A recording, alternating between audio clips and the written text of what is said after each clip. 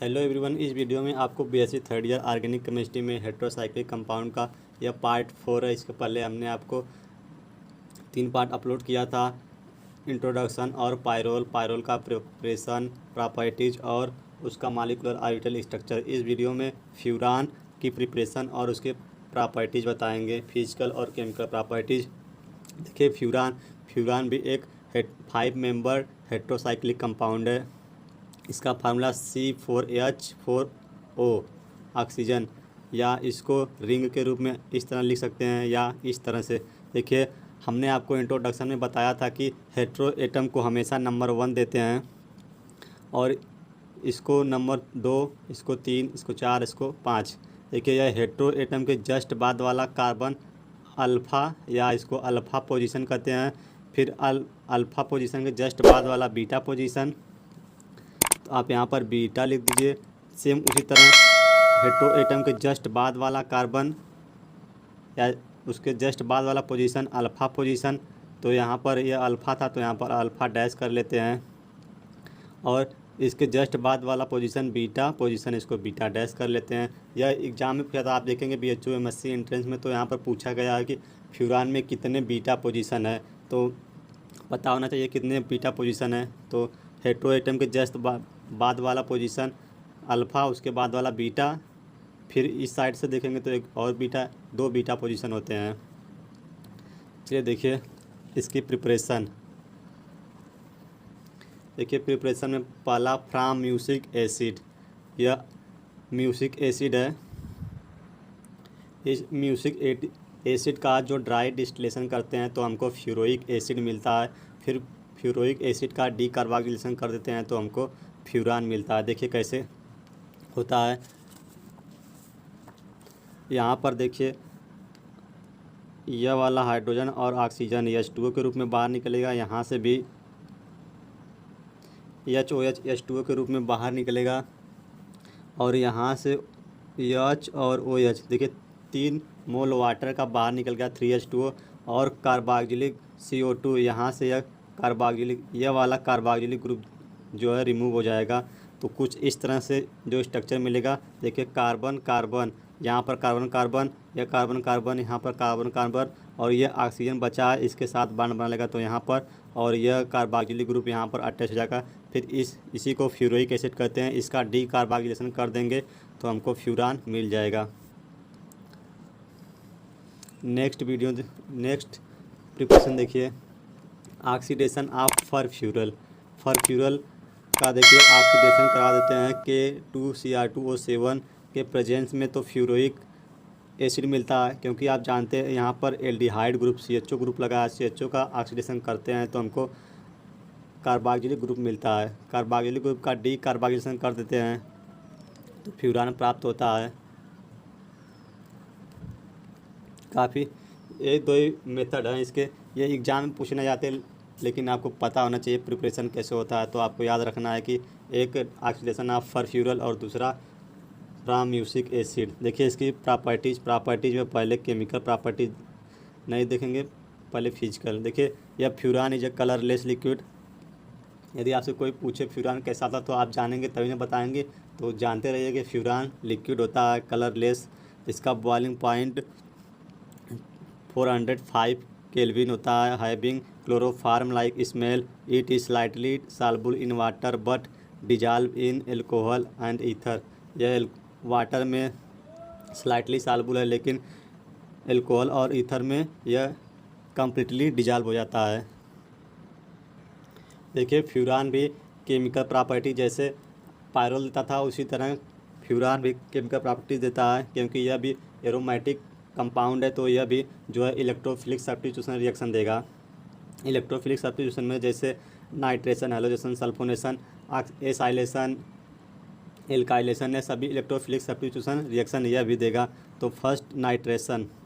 देखिए, heterocyclic compound के कुछ साइलेंट फीचर, जैसे यदि आपको बेंजीन का एरोमेटिक कंपाउंड का नाइट्रेशन करवाना था तो वहाँ हम HNO3 और H2SO4 एसिड लेते थे। लेकिन इस हेट्रोसाइक्लिक कंपाउंड का नाइट्रेशन करवाने के लिए जो है HNO3 और एसिटिक एनहाइड्राइड एसिड लेते हैं। क्यों क्योंकि यह एसिटिक एनहाइड्राइड नहीं लेंगे तो इसका पॉलीमराइजेशन होने लगता है। तो हेटेरोसाइक्लिक कंपाउंड का नाइट्रेशन करवाने के लिए HNO3 और एसिटिक एसिड लेते हैं। देखिए नाइट्रेशन जो है हमेशा सेकेंड नंबर पर यहाँ पर C2 पोजीशन या अल्फ़ा पोजीशन पर होगा। क्यों? क्योंकि यह ऑक्सीजन मोर इलेक्ट्रोनेगेटिव एटम है, तो यह हमेशा इलेक्ट्रॉन अपनी ओर अट्रैक्ट करना चाहेगा। तो यह अट्रैक्ट करेगा तो यह वाला बॉन्ड यहाँ पर आएगा, तो यहाँ जो NO2 निकलेगा वह अटैक करेगा यहाँ पर, और जो प्रोडक्ट बनेगा 2 नाइट्रोफ्यूरान। इसकी मैकेनिज्म देखिए, यहाँ पर तो आपने देख लिया HNO3 और एसिटिक एनहाइड्राइड के साथ यह 2 नाइट्रोफ्यूरान देता है, लेकिन मैकेनिज्म जानना ज़रूरी है। तो मैकेनिज्म में step first, generation of electrophile. देखिए जो हमने एसिटिक एनहाइड्राइड लिया है उसे पहले लेते हैं और HNO3 के साथ ट्रीट करते हैं। देखिए हमने NO3 को अलग अलग लिखा OH और NO2 के रूप में, ताकि आपको समझने में आसानी हो। यह वाला बॉन्ड इस तरफ ब्रेक हो जाएगा तो यहाँ पर पॉजिटिव, यहाँ पर निगेटिव। सेम इसी तरह देखिए यहाँ वाला पार्ट ब्रेक हो जाएगा तो यह वाला निगेटिव और यह कार्बन पॉजिटिव हो जाएगा, तो यह OH जाके इस कार्बन के साथ जुड़ जाएगा। देखिए CH3CO डबल बॉन्ड OH, यह आपका CH3COH और यहाँ पर CH3 प्लस, इसको हम नीचे लिख दे रहे हैं CH3C डबल बॉन्ड O, और ये वाला ऑक्सीजन है, इसके साथ NO2 जाकर जुड़ जाएगा, NO2 प्लस और यह माइनस। यही देखिए NO2 आपका इलेक्ट्रोफाइल है, यही अटैक करेगा। देखिए कैसे अटैक करेगा। Second step, the attack of electrophile at alpha position, या इसी को C2 पोजीशन भी कहते हैं। तो अल्फ़ा पोजीशन, आप यह अल्फ़ा लिखा है हमने, तो देखिए अल्फ़ा पोजीशन यह वाला है, यह बॉन्ड यहाँ पर आएगा, और जो नाइट्रो ग्रुप होता है या इसी को नाइट्रोनियम आयन भी कहते हैं, यह इलेक्ट्रोफाइल जो होता है वह इलेक्ट्रॉन डिफिशिएंट स्पीशीज होता है, तो वह वहीं अटैक करता है जहाँ इलेक्ट्रॉन डेंसिटी अधिक हो। तो देखिए यहाँ पर इलेक्ट्रॉन डेंसिटी अधिक है, यह बॉन्ड यहाँ पर आया तो यहाँ पर निगेटिव चार्ज, तो यह इलेक्ट्रोफाइल यहीं अटैक करेगा। तो देखिए अटैक करेगा तो यहाँ पर एक हाइड्रोजन है वह बाहर निकलेगा और NO2 जाकर जुड़ जाएगा, और यह बॉन्ड यहाँ से हट जाएगा क्योंकि यह यहाँ पर शिफ्ट हो गया है। इसी को सिग्मा कॉम्प्लेक्स या इंटरमीडिएट भी कहते हैं। थर्ड स्टेप में देखिए एलिमिनेशन ऑफ प्रोटॉन। देखिए यही जो प्रोटॉन है रिमूव हो जाएगा। देखिए यहाँ पर ये जो प्रोटॉन है यही यहाँ पर आ जाएगा या डबल बॉन्ड हो जाएगा, और H इस ऑक्सीजन के साथ चला जाएगा, तो यहाँ पर CH3COH हो जाएगा, और ये वाला बॉन्ड यहाँ पर है और यह बॉन्ड यहाँ पर आ जाएगा, यहाँ पर हो जाएगा, और यह NO2 है तो यह NO2। काफ़ी इजी मैकेनिज्म है। सल्फोनेशन देखिए जब आपको वहाँ पर जैसे बेंजीन एरोमेटिक कंपाउंड में बेंजीन का सल्फोनेशन करवाना था तो वहाँ पर आप SO3 या H2SO4 एसिड लेते थे, लेकिन यहाँ पर साइलेंट फीचर है इसके कि SO3 और फ्रीडीन लेते हैं। फ्यूरान का सल्फोनेशन करवाने के लिए SO3 और फ्रीडीन लेते हैं, तो हमको फ्यूरान 2 सल्फोनिक एसिड प्राप्त होता है। नेक्स्ट तीसरा हैलोजेनेशन। देखिए फ्यूरान जो है उसका डायरेक्ट हैलोजेशन नहीं कर सकते, क्यों? क्योंकि उसका पॉलीमराइजेशन होने लगता है, इसलिए हम जो है डायरेक्ट हैलोजेनेशन नहीं कराते। पहले फ्यूरिक एसिड लेते हैं, फ्यूरिक एसिड का जो है ब्रोमिनेशन करवाते हैं या हैलोजेनेशन ब्रोमिनेशन करवाते हैं, तो हमको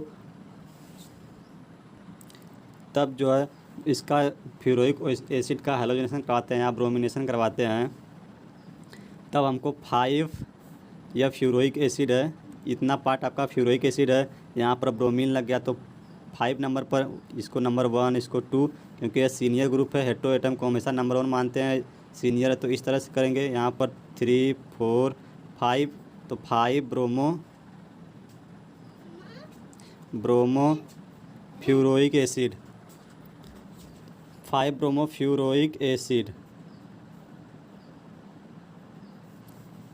फिर अब इसका डीकार्बोक्सिलेशन कर देते हैं, मतलब यहाँ से कार्बोक्सिलिक ग्रुप रिमूव हो जाता है। तो यह हमको जो है अब यहाँ पर एक कार्बोक्सिलिक ग्रुप रिमूव हो गया, तो हेटेरो एटम फर्स्ट और इसको नंबर 2, तो यहाँ पर 2 ब्रोमो फ्यूरान। यह काफ़ी इजी था। इसके बाद 4th नंबर पर रिडक्शन। देखिए फ्यूरान का यदि हम रिडक्शन करवा दें इन प्रेजेंस ऑफ निकिल, तो यह दोनों बांड जो है रिमूव हो जाते हैं और यह टेट्राहाइड्रोफ्यूरान मिलता है। इस वीडियो में केवल इतना ही, और भी बहुत सारे मैकेनिज्म और रिएक्शन आपके बुक में दिया, आप चाहे तो नोट कर सकते हैं। इतने बहुत इम्पॉर्टेंट रिएक्शन थे, समझने के लिए हमने आपको बता दिया था। नेक्स्ट वीडियो में इसका मॉलिक्यूलर ऑर्बिटल स्ट्रक्चर आपको बताएंगे।